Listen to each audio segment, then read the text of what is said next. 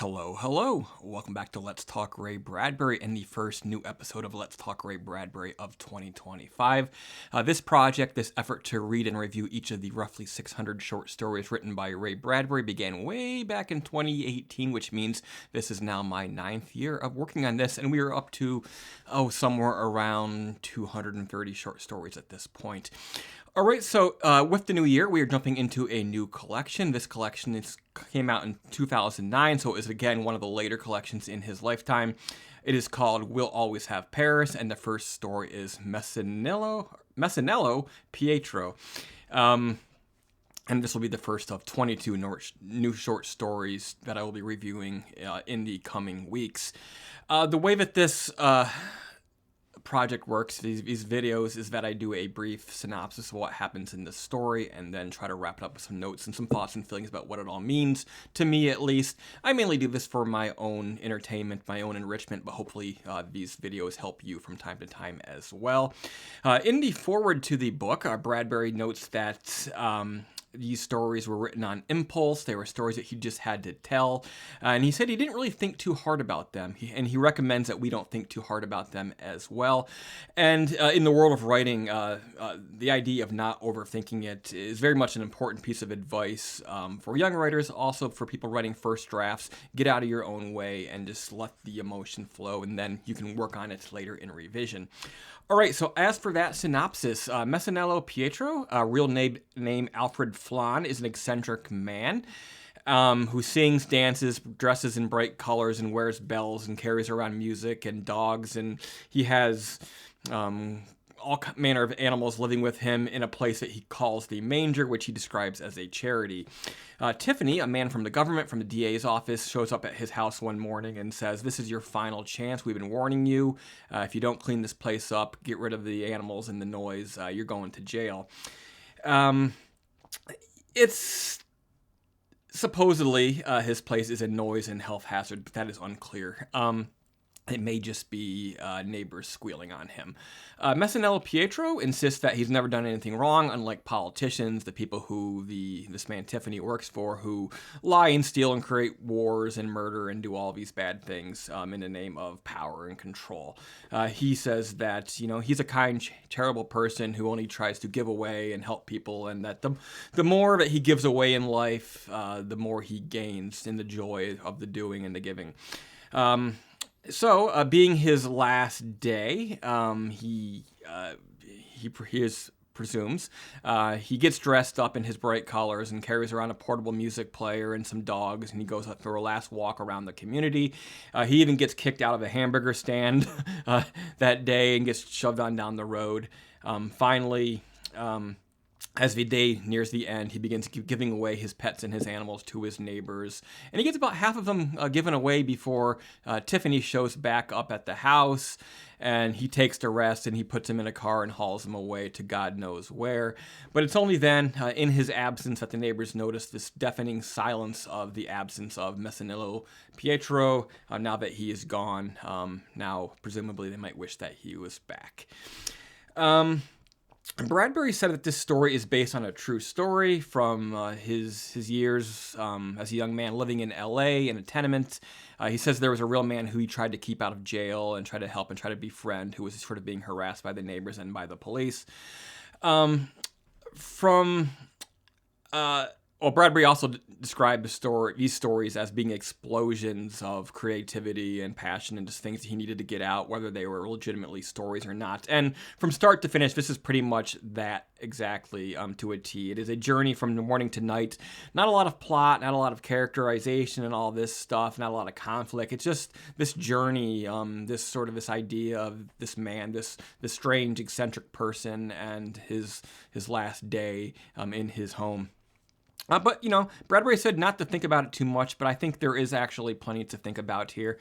Aside from being a little bit loud, a little bit messy, a little bit noisy, this is a good-natured man who has been sort of shunned by society, a society that hurt him. We learned during the story at one point that his wife ran off with, some other guy, and in the process, they got all of his money, his hotel, and he had tried the old life, the living by the system, but it didn't work for him. So he chose this new path, this path of motion and joy and giving and all this. And he sort of described along the way other people as being sort of statues who are sort of stuck and frozen. In this ordered system that nobody likes, but nobody can apparently do anything to change, but he tried to change it. I think in our society today, we'd be prone to think of this man as mentally ill, but there's no real indication that that is the case. Other than his eccentricities, his thoughts seem to be pretty clear about what he's doing here, this idea of giving, you get more... You receive more from the act of giving than you do from the act of taking. And people who take are never satisfied. They always need more, whereas people who give become full with the process of improving the lives of other people. And that's what he sought to do. So yeah, I think this is a message for us to not instantly judge people for their eccentricities. Some people, in fact, may be dangerous by no fault of their own, really. That is the nature of mental health. And those people, we have a obligation to help, although our society and oftentimes doesn't believe that. We say, oh, we can't afford to do it, and it's socialism if we, have, free medicine and things like that. But we're going to figure that out in America, that we can't go on, leaving people behind like this, or we'll continue to have dangerous events like the recent, just the other day in New Orleans, where the man rammed a truck into a crowd and killed like 15 people, or the truck explosion in New Orleans the day of the bowl game there that happened as well. I'm not making acts of terror excusable, but we have to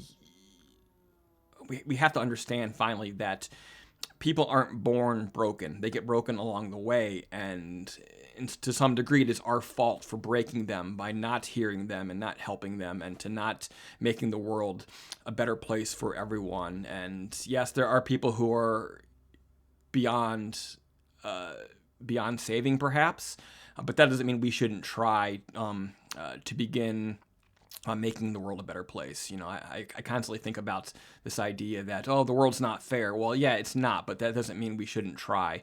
And if we don't start trying more, more people will reach their breaking points and they will do unspeakable things. I'm not trying to say that they shouldn't be punished once these things have been done, but we need to be empathetic to the idea that the world that we've created for all of us and the world that we refuse to fix is to blame. Almost nobody gets this way on their own.